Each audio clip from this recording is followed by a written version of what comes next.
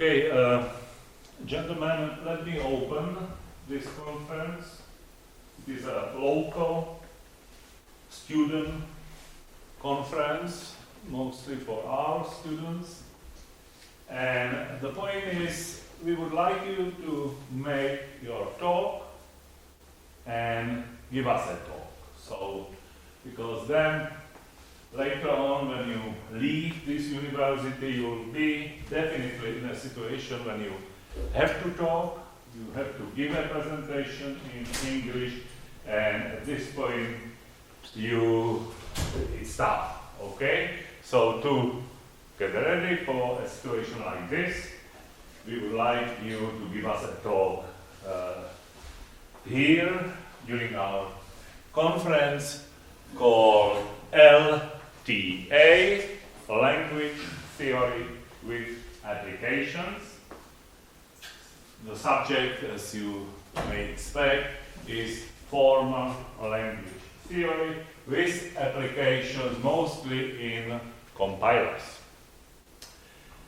Of course, you may have questions anytime. Most speakers are from my classes about compilers and about formal language theory. Well, to start with, Peter and I are going to give a talk about what we call jumping finite automata. It's based on a paper which is going to be published this year, so it's pretty new, and I'll talk the first part and then Peter will go on. So here's the structure of our talk. Number one, I'll give you some kind of introduction to the subject plus motivation. Then I'll define jumping finite automata. I'll tell you a little bit about results, and then Peter will go on and tell you more about the results, and we'll make some remarks about open questions, stuff like this. So, just to refresh your memory, if you have a classical finite automata, you've got a stuff like this, where you've got a finite state control, meaning a finite set of states and rules by which it works.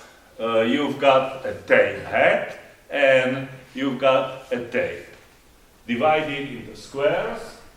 Each square has one symbol, and the FA works so it starts here at the beginning of the tape. It reads the symbols one by one, left to right, till it gets here. That is, it completely reads the input tape. If it enters a final state here, then the input is accepted. So once again, it works by using its rules, reading the tape in a left to right way, symbol by symbol. If in this way, it can completely read the input and end up in a final state, at this point, we can say that the input is accepted. Well, that's the classical FA. Now, as you know, basically, here is an example. Let's take a look. We are in S, the start state, read A. Move to A, we stay in S. Again, the same. Move, and now we get here, so we move from state S to F, reading C. Now we are in F, and we keep reading B's up to here. So it's easy to see that the language accepted by this FA is the set of all strings over A, B, C, such that each string contains one C. Well, that was the classical FA. Now, from a general point of view, every FA is basically a computational model. Okay, it represents a simple algorithm. And as you know, today, we don't really work with information, so we read the information from left to right. You get a piece of information here, jump somewhere else, get another piece of information there, and so on and so on. So today, I should say, a typical computational unit works in a non-continuous way on the tape. And based on this inspiration, we have modified FAs. We have modified FAs in this way. Let me tell you right now, we are going to call the modified versions of FAs jumping finite automata. And they are similar, very similar, except the way they work on the tape. So we've got a finite state control just like before. We've got a single tape head just like before. However, now you can start from any square on the tape. So you can, for example, start here. And then, instead of making moves in a left to right way, symbol by symbol, you can jump anywhere on the tape. You can jump to the right, you can jump to the left. That's why jumping finite automata. And it keeps working in this way till you empty the input tape. Okay? When you completely read all the symbols and you end up in a final state, at this point you can say, hey, I have accepted the input. So, for example, you can start here and, let me show you. You can start here, read A, move from S to R, jump left, you read B, going to T, jump to the right, you read C, A, now you jump left, you read B, take a look. You are in R, moving to T on B, so you read B, you jump to the right a little bit, now you read C and move from T to S. At this point, you have emptied, you have completely read the input tape. Your final question is, are we in a final state? Yes, we are. We are in S. So we have accepted that string. Your question must be, okay, what is the language accepted by this FA, jumping JFA? So it's the set of all strings W over ABC, such that the number of A's in W equals the number of B's in W, which is equal to the number of C's in W. By the way, this is not a regular language, okay? This is a language which is non-regular. It's even non-context free. So by a very simple, right now you can see by a very simple and in our view nature modification, you can get some languages which are not regular, which are not context free. So time to give you a formal definition. Take a look. Again, people who are taking IFJ, they must see it's very similar to FAs. Let's define the notion of a general jumping finite automaton. GJFA is a quintuple M equal to Q sigma R S F, where Q, as always, is a finite set of states. Sigma is the input alphabet. R is a finite set of rules of the form PY. Q, where PQ, those blue symbols are states. Y is a string. Okay, we'll make some points about this. Y doesn't have to be a single symbol. It is a string. Some people call it, by the way, in terms of FAs, some people call these FAs lazy FAs. We don't like, Peter and I dislike this term. So some people say long reading FAs. And we just call these JFAs general GFAs.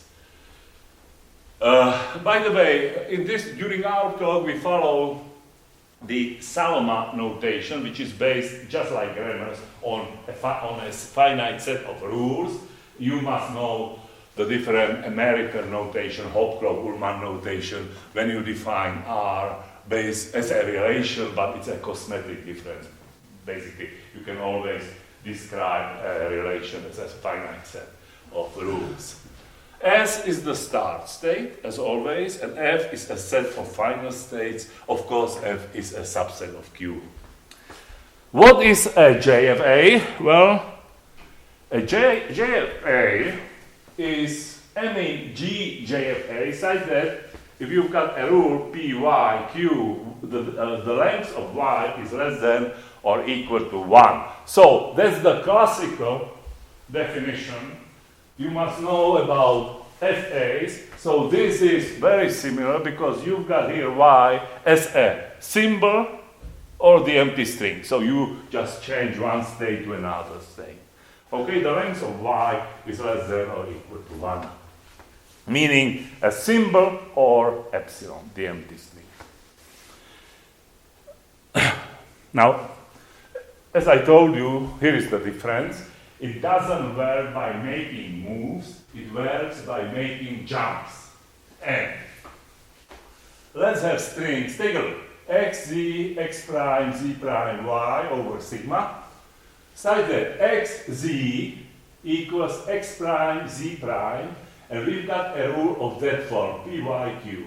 Then, and makes a jump, not a move, a jump, from X, PY, Z to X prime Q Z. What it means is this. You've got a configuration of this form. X, P, Y, Z.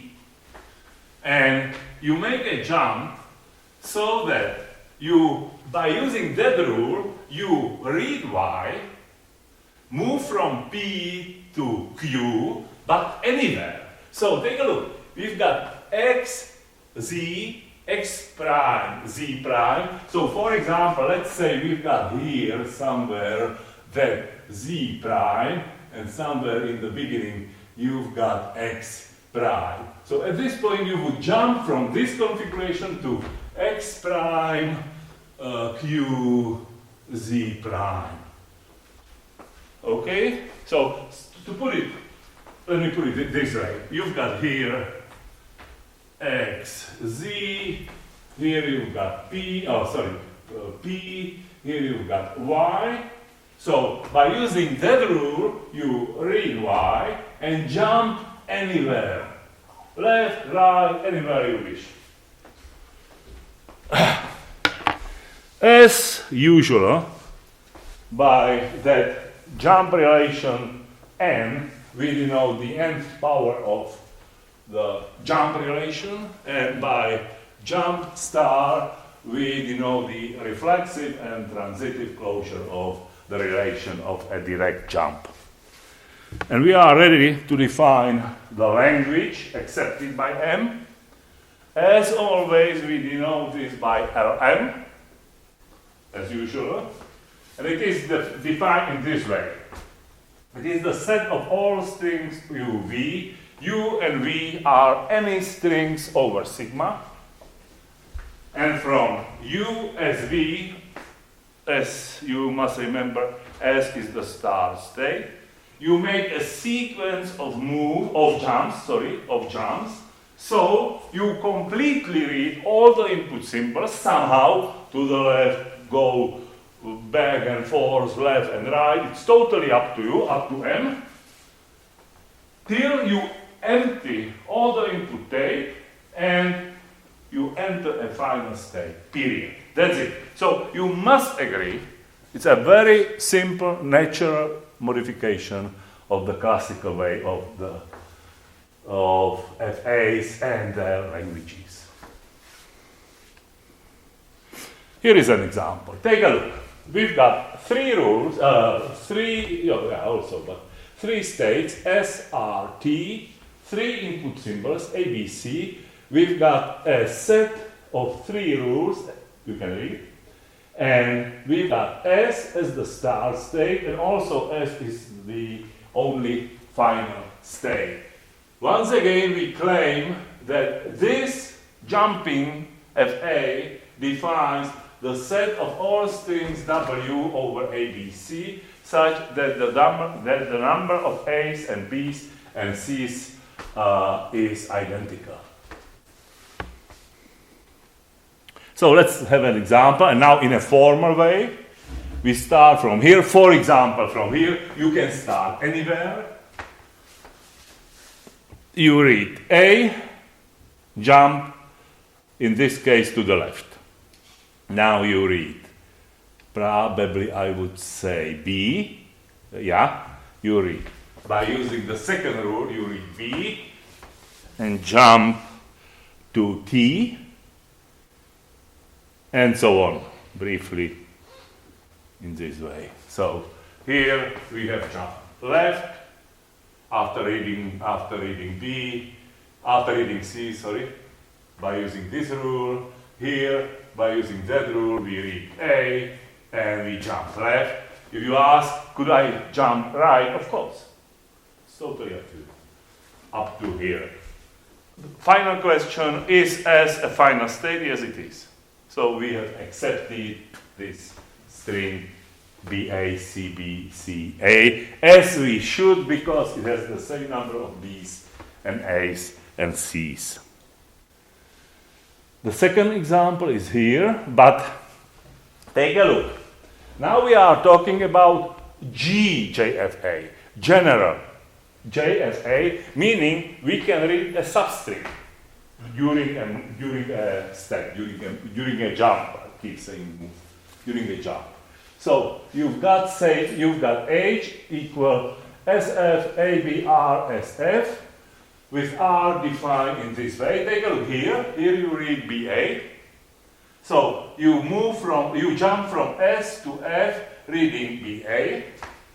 Otherwise it should be clear. And we claim that this H defines the language of all strings over AB, such that each string contains BA as a substring, which is here. For example, here you've got a computation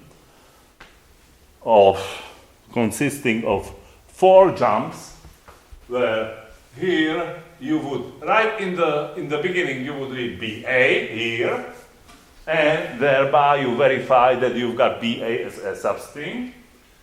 You enter F, and now you read A, and you keep staying in F till you read all the symbols. By the way, if your question is, can we accept in the same way the same language by using a JFA, the answer is no. You will see in a minute. Let me give you some results, and then I'll talk about the relation of the language families defined by these, jumping automata, and some other well-known language families such as context-free, the family of context-free languages. Let K be any language, any at all. Then K is accepted by a JFA. I am not saying JFA. So you can read one symbol or no symbol at all during every jump. You cannot read 2, 3, or more. Only if K, that language, equals the permutation of K. So any permutation of strings in K, if you take the set of all permutations of these strings, then you get precisely K. Why is it so? Well, we gave you that example, and the point is, when you use a rule like this, and A is just a symbol, so it is a symbol, or the empty string. But you cannot have two symbols. Well, then of course A can appear anywhere.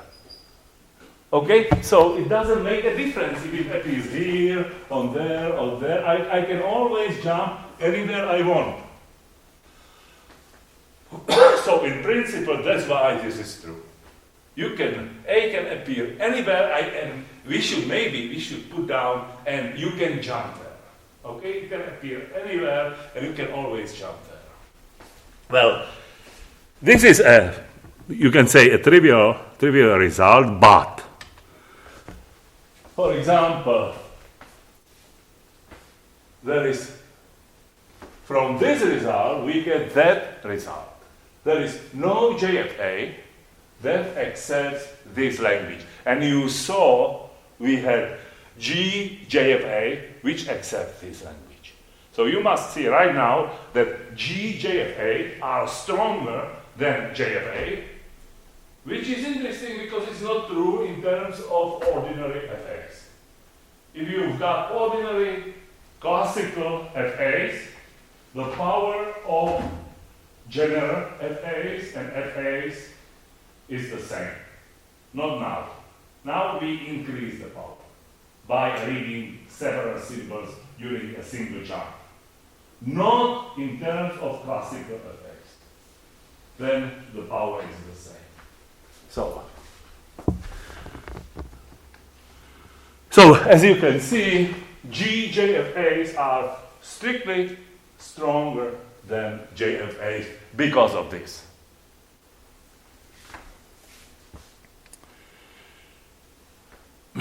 For example, here, and we get up to here, and that's why, because of this picture, we believe, Peter and I believe, that oh boy, this might be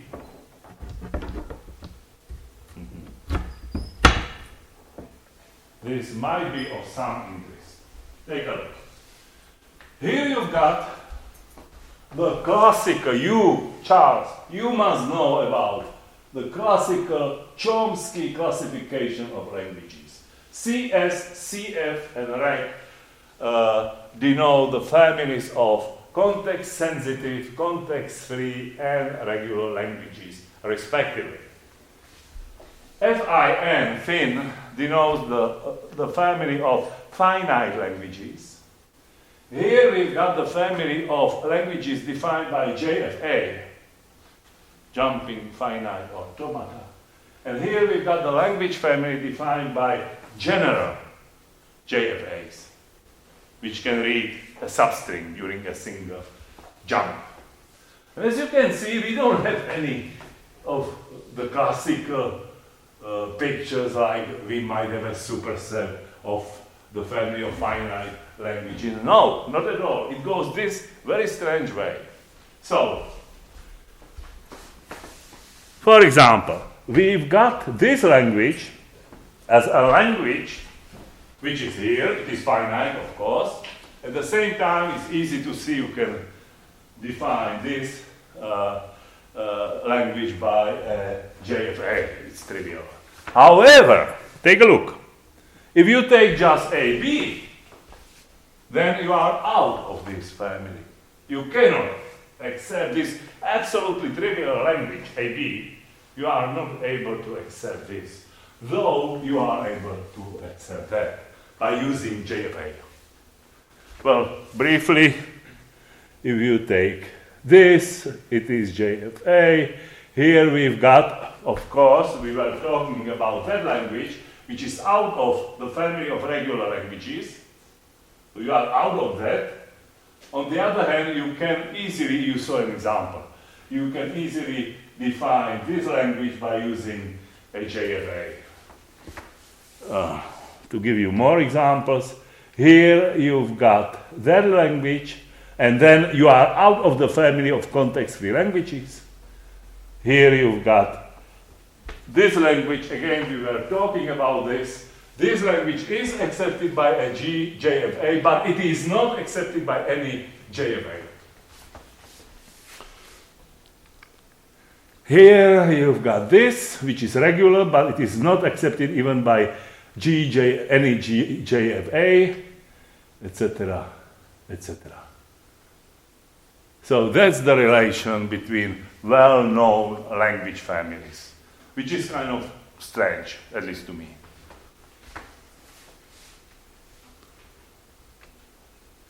And Peter, I guess it's your turn. All right, so thank you. I will keep presenting until the end of the presentation. So just to review what you have seen in the first part, we have defined a modified version of a finite automaton called jumping finite automaton. We also defined its general version called GJFA. And we have seen some properties of these versions of automata. And most importantly, we saw that general JFAs are stronger than ordinary JFAs. And we saw how the families of languages accepted by these automata fit into, or rather non-fit into, the Chomsky hierarchy. And now it's time to study some further properties of these two models. First, we will study some analogies with classical finite automata.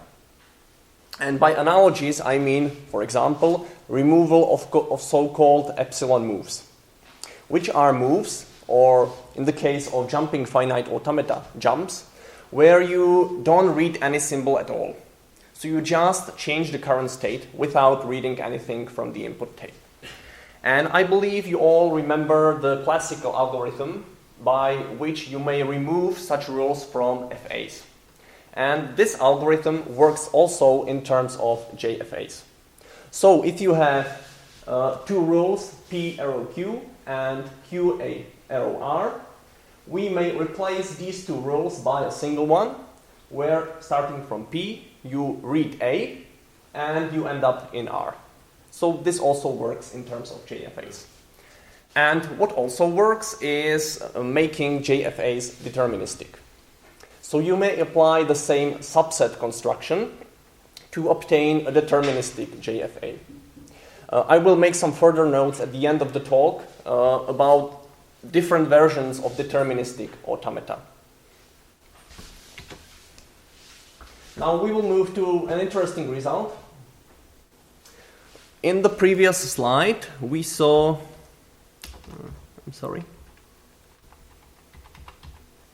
In this slide, we saw that the family of languages accepted by jumping finite automata is not comparable to the family of regular languages. We have some languages in here, but not in here, and so on. And now my question is whether, if I give you some jumping finite automaton, you can tell me that its language is regular. And we have established a theorem which says that if you have a unary language, meaning a language over an alphabet consisting of a single symbol, for example, over this alphabet, then we know a priori that this language is regular. And the trick is, or the basic idea, is that in these languages, it does not really matter where you jump, because all the symbols in the input string are the same. So it does not really matter where you jump or if you jump at all. So you may just as well start at the beginning of the string and keep reading the symbols in a left to right way. So such a JFA behaves like a classical FA.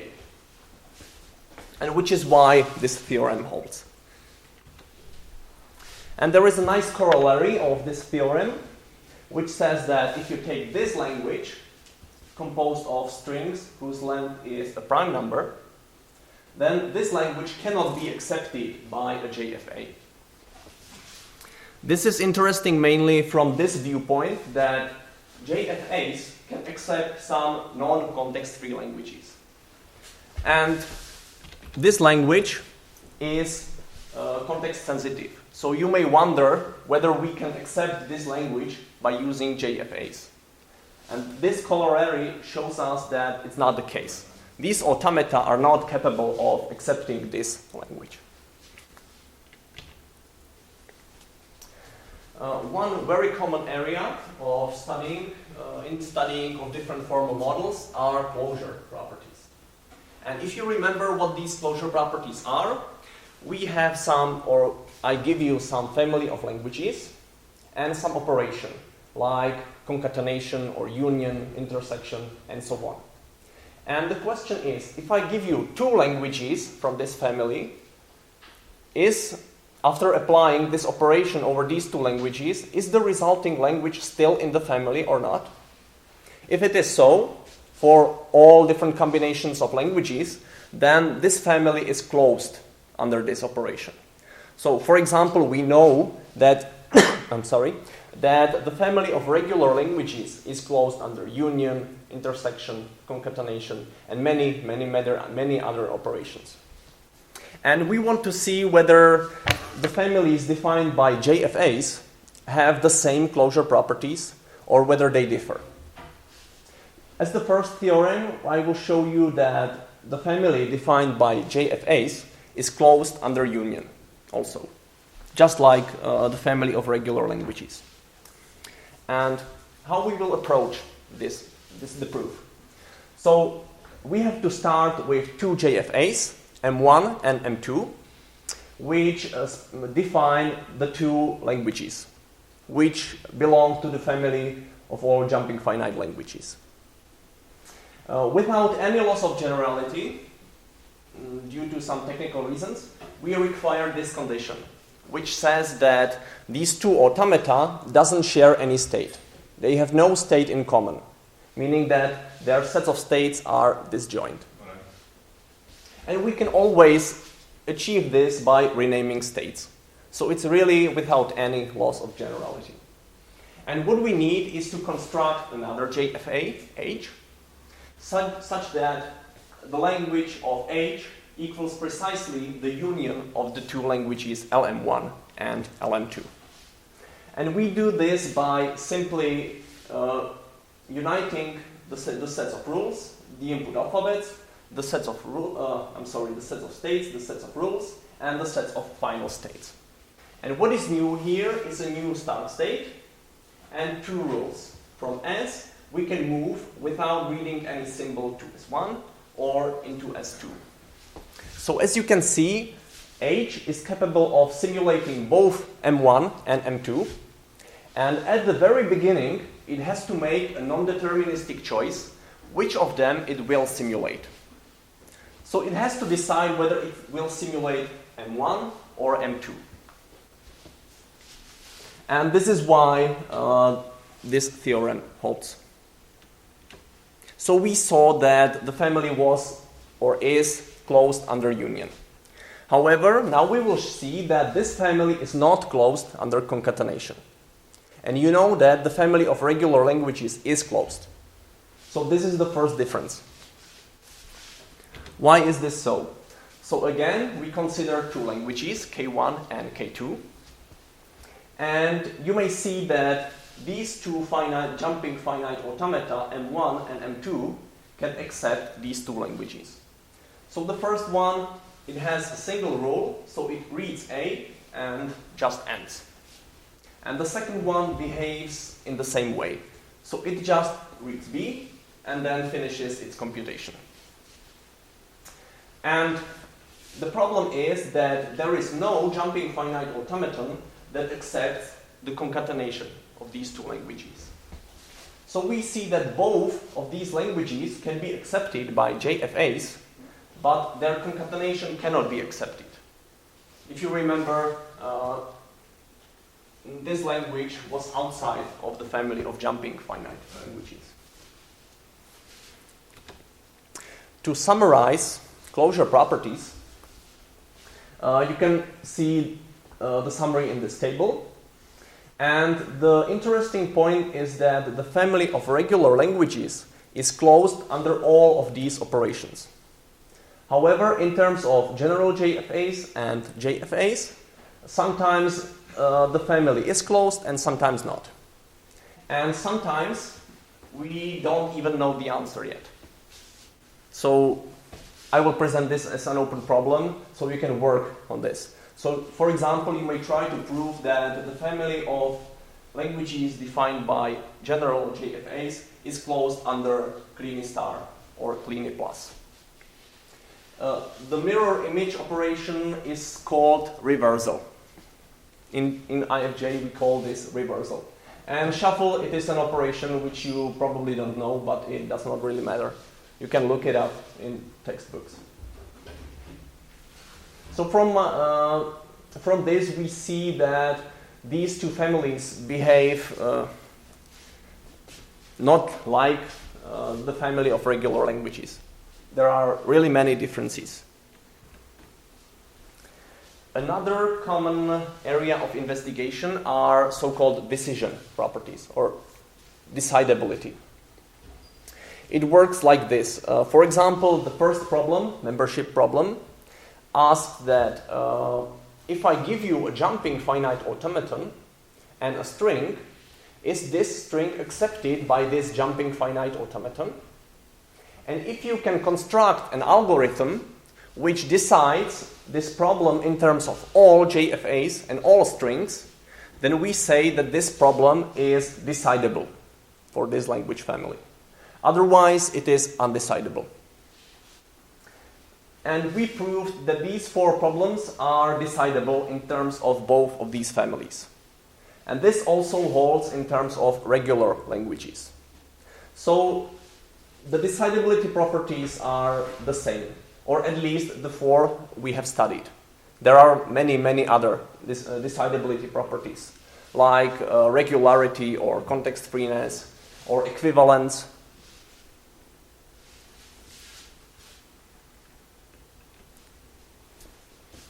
Now I will present something new, something that is not present in terms of classical FAs, which is called an infinite hierarchy of language families.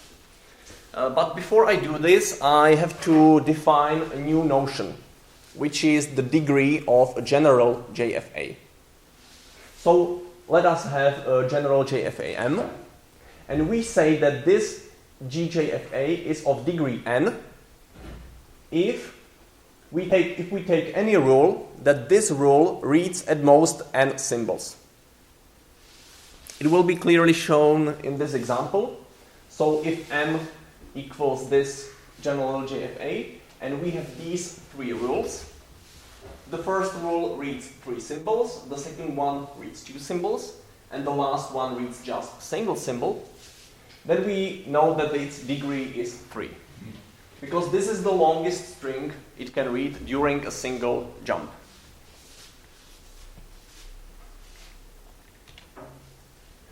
By this, we will denote the family of languages accepted by general JFAs of degree n. Notice this subscript n. And this is the infinite hierarchy we have proved. And let me tell you informally, what does it mean? It means that the more symbols you can read during a single jump, the more power you get. So if you have these automata with degree n, they are strictly less powerful than these automata with degree n plus 1. So once again, the more symbols you can read during a single jump, the more power you have. And it is indeed an infinite hierarchy because n ranges from 0 towards infinity.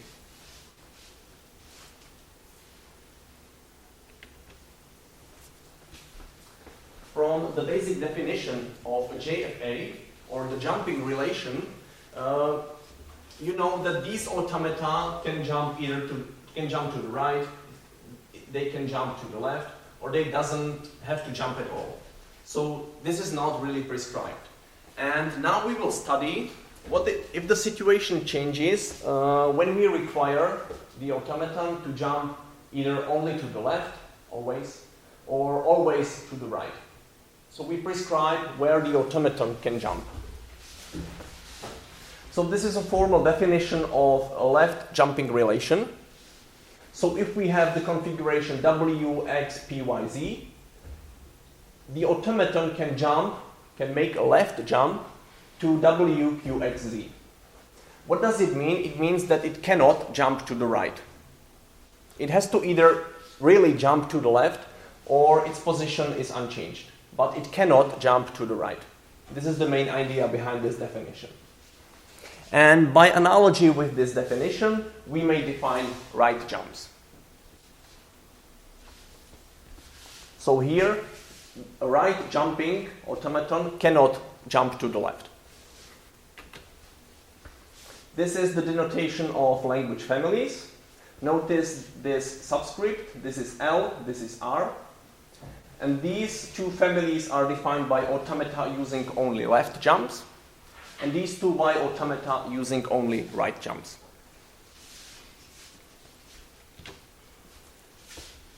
The first theorem is quite interesting because what it says that if we restrict to only right jumps, then we get precisely the family of regular languages, meaning that we get precisely FAs, classical FAs.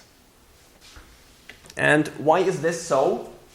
The main reason is that if you can do only right jumps, then if you skip over some symbols, you cannot anymore. You can read them anymore. So I will give you an example. If we have the string A, B, C, D, and for example you are here, and you read A by using right jump, you read A, and you skip over BC, so you get into BC, P, and D. You cannot read these two symbols anymore because you are unable to make a left jump. You can only make right jumps. So to accept a string, you have to start at the very beginning, and you cannot jump at all. Because if you jump to the right, you will get stuck. You cannot read these two symbols anymore. So actually it behaves just like the classical FA. You have to start at the very beginning, and you cannot jump at all. So you keep reading the string in a left to right way, just like classical FAs do. So we can simulate a classical finite automaton. And in terms of general JFAs, we can simulate a so-called general FA, or it is also called lazy FA or long reading FA, which can read more symbols during a single move. So if we restrict to right jumps, the only thing we get are classical FAs. The situation with left jumps is not similar, it is different. And the only result we know that if we restrict to left jumps, we can still accept some non-regular languages. So if we take right jumps, we cannot accept any non-regular languages, but using left jumps, we can. This is pretty interesting, at least from my point of view. And this is an example of a left jumping finite automaton which can accept this language, which is context-free but not regular. I will not go through the details here, but it is possible for this automaton to use only left jumps and still accept this language. The main idea is that it starts at the end and it makes jumps to the left.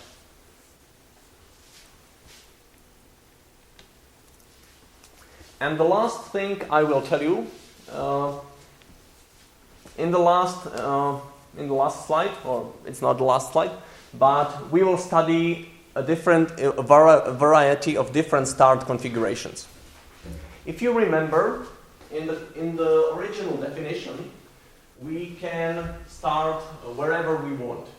We can start in the middle, or we can start at the end, or we can start at the beginning.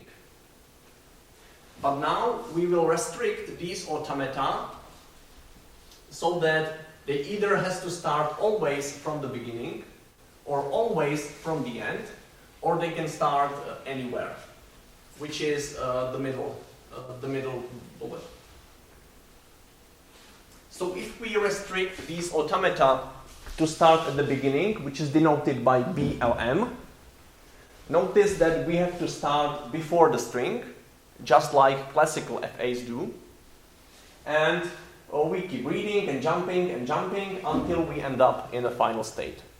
So this is the same, but what is different is that now we require the automaton to start always at the very beginning of the input string. The second language, ALM, where A states for anywhere, this is the classical definition Professor Meduna gave you 20 minutes ago. And the last case is the case when we have to start at the end of the string. So these are three variants: from the beginning, anywhere, or from the end. This is an intuitive denotation.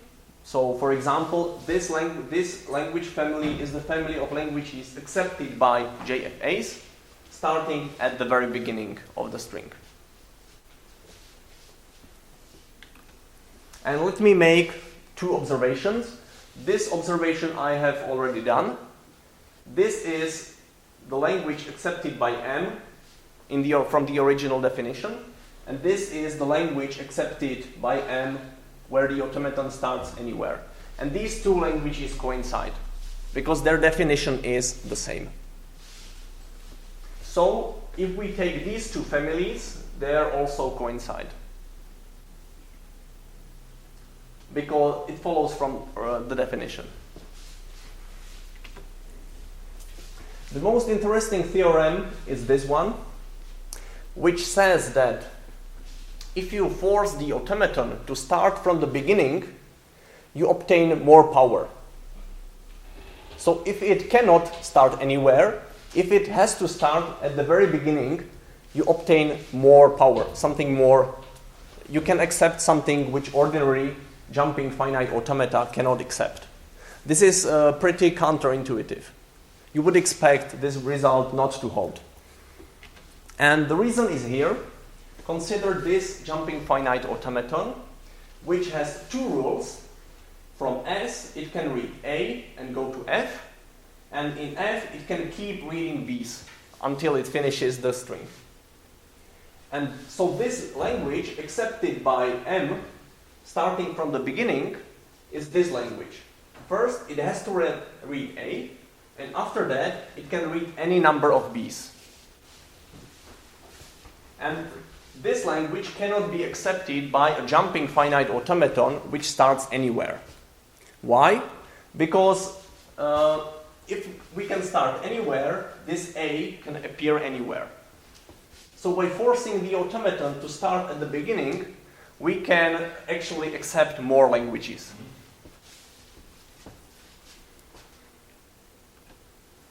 And the same situation holds in terms of general JFAs, like you would expect. The last theorem deals with these automata starting at the end. So if we force these automata to start at the end, we gain nothing more, but nothing less. We obtain precisely the same as general JFAs and JFAs. So the situation is different only in terms of these automata starting at the very beginning. So to conclude my talk, or our talk, what we have seen, we have defined a new version of finite automata called jumping finite automata. We have seen that they have some strange properties. For example, their generative power in comparison with the Chomsky hierarchy is pretty strange. They also have some strange closure properties, and they have also some other properties which you wouldn't expect. And I want now to close the talk by briefly suggesting 5 open problem areas. The first open problem area deals with the closure properties of the family of languages accepted by general JFAs. So is this family closed under Kleene star, which is the star, the star operation, or Kleene plus, which is the plus above the language, or reversal? We don't know. Okay, so it is up to you guys or us to try to solve this open problem. So you can either show that this family is closed or is not closed. Or you can prove that it is not decidable to prove this. Okay, but I don't believe this is the case. We can also study some more decision properties, like the equivalence decision problem, which asks that if I give you two JFAs, do they accept the same language or not? So try to create an algorithm which decides this decision problem. And if you do, you prove that this family is, this problem is decidable in terms of this family. The third open problem asks for the precise effect of left jumps. What we have seen that by using left jumps, we can still accept some non-regular languages. But what is their precise generative power? Again, we do not know. The fourth open problem asks for so-called strict non-determinism.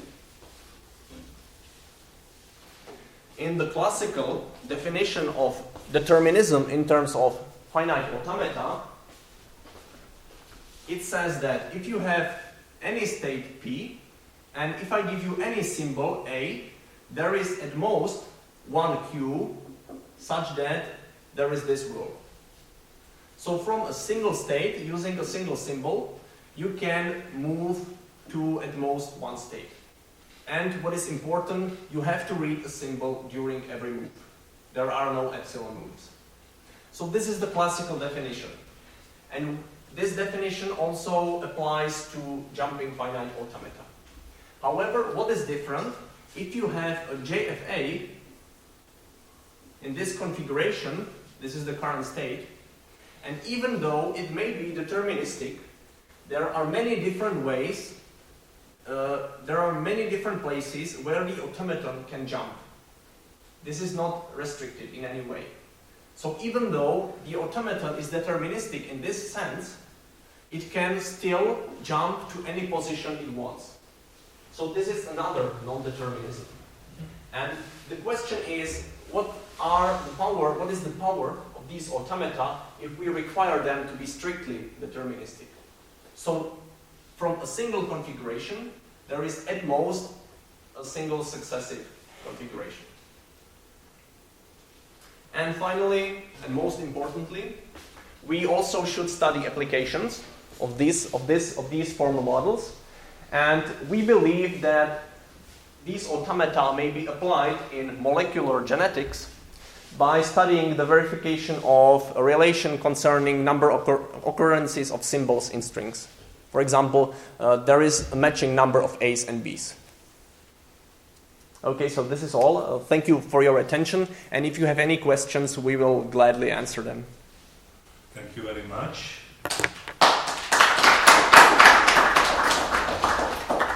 Ivana Burgetova is sorry, she cannot be here, but she believes that she knows a lot about bioinformatics and about genetics, and she believes there are some application in terms of this area of biology. So, but she couldn't be here.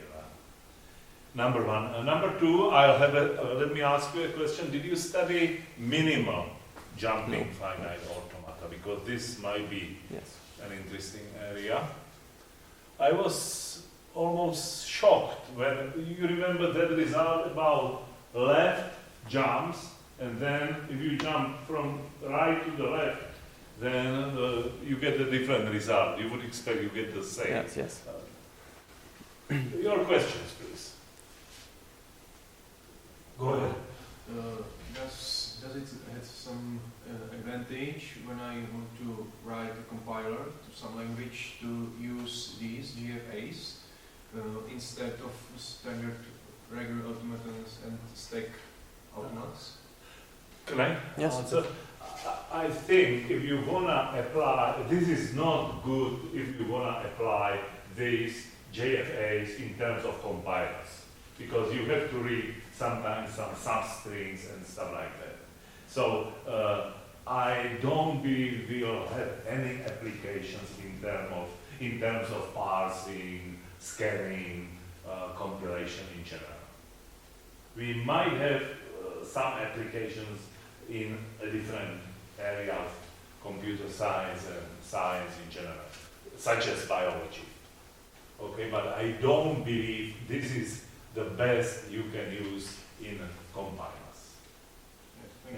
And in general, from a general point of view, anytime you wanna verify, for example, that the number of A's and B's and C's, that these numbers are identical, then this is good.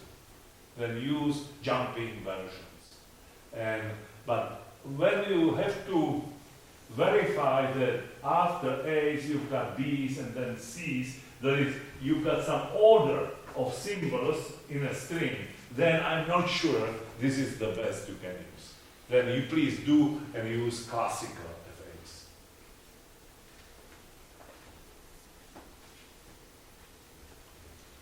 We'll ask, do you have any, let's say, a direct method of implementing a jumping finite automaton in, let's say, the well-known programming languages like C or others? Yeah, well, okay, I understand your question. Well, the first method that comes to my mind is that you read the input file into a string, and then you can use some function which returns a random number. And you can try to jump to different locations. But, well, of course, this is quite inefficient. So, because when you move to some location, there may be a symbol which you do not want. So, we haven't considered the implementation of these automata. We haven't considered this. This is, once again, this is an open problem area. We didn't study applications. We hope there will be some, but right now we don't have any. And we didn't study implementation either. Because in terms of implementation, what you would like to have a strictly deterministic JFA. Yes, because otherwise there are many possibilities where the automaton can jump.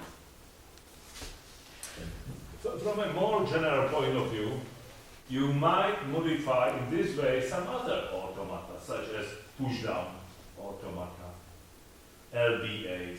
You might modify, like Ondra or Zbigniew, you might modify grammars in this way, again, in this jumping way. So we believe, I don't know, but Peter and I believe that we are opening a new chapter of study in terms of formal languages. Who knows?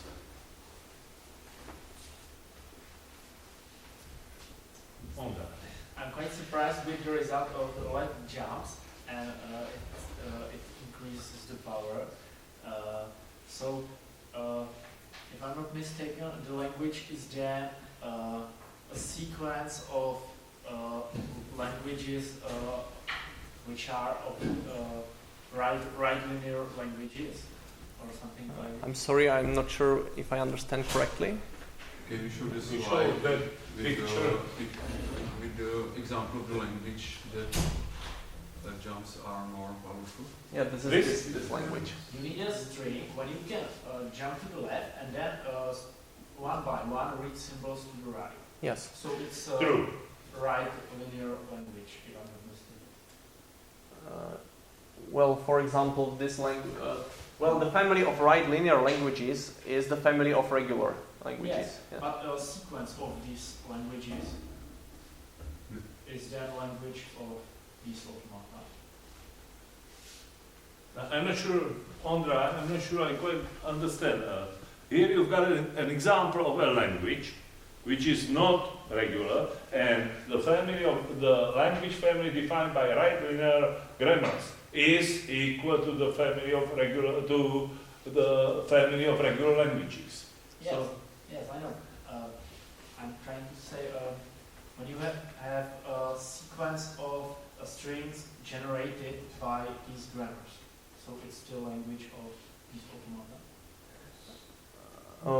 Well, the families of these two families are still incomparable. Okay, so there may be some regular languages which you cannot accept by using left jumps. Okay, so I don't know whether it answers your question or.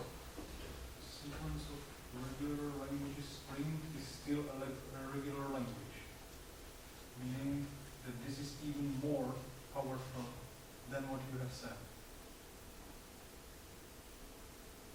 If you have strings generated by regular language, Okay. and you have a sequence of them, meaning concatenation, then this is also a regular language by Yes. definition. Of Right, regular true, language. true.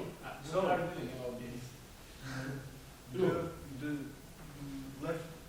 left jumping find automaton can read this, of course, but it can read even something more. Again, as you can see, again, we were talking about that. Here, basically, what we are doing, we verify the same number of A's and B's, which you cannot do by using right linear grammars or by using left linear grammars. Okay. I think the main trick of left jumps is that you don't have to jump. Yes, we don't have to jump. We can stay at the same position. When you stay on the same position, you can wait that some symbols will be right, and you can wait True. for some symbols to Precisely. come from the right. See? In And the after you left. jump, you have to read all the sequence one by one, symbol by symbol. True. Yes. So You don't have to. it's my question. Whether the language is then the language of strings, which you can read symbol by symbol, sequence of these languages. Yeah, but you can do something more. Yes, it is. You have to, let's say, like here, you've got A, B, A, B.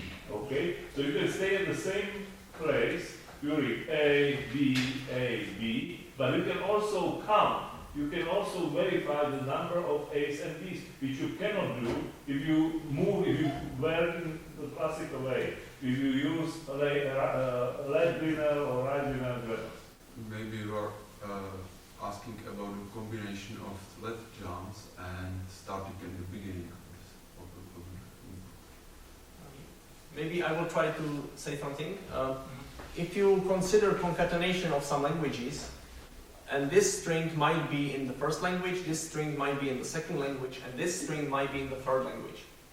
So you may, for example, start here, read this, jump to the left, read this, jump to the left, read this.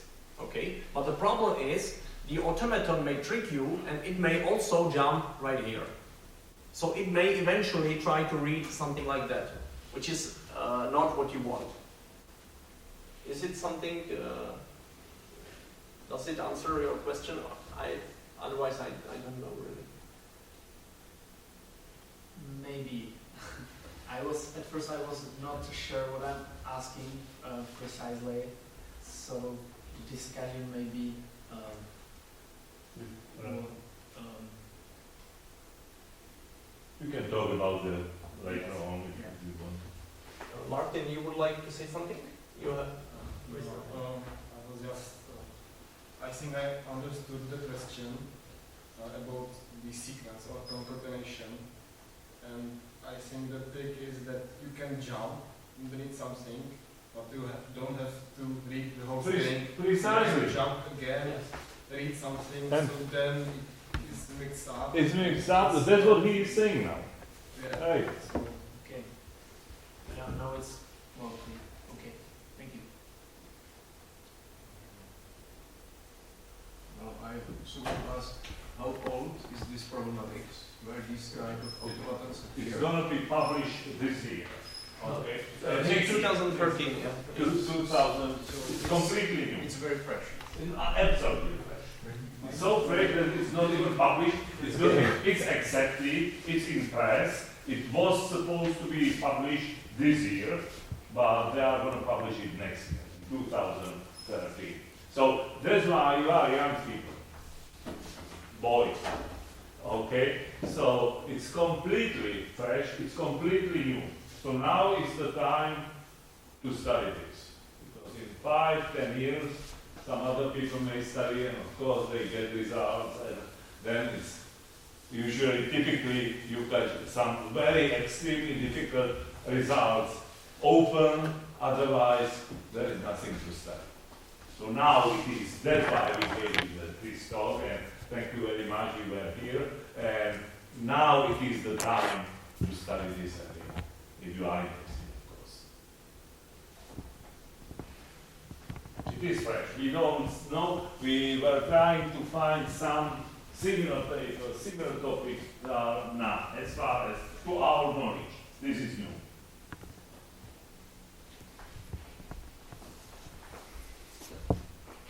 Okay, so thank you. Thank you very much. I'll see you tomorrow if you have time and you know that schedule.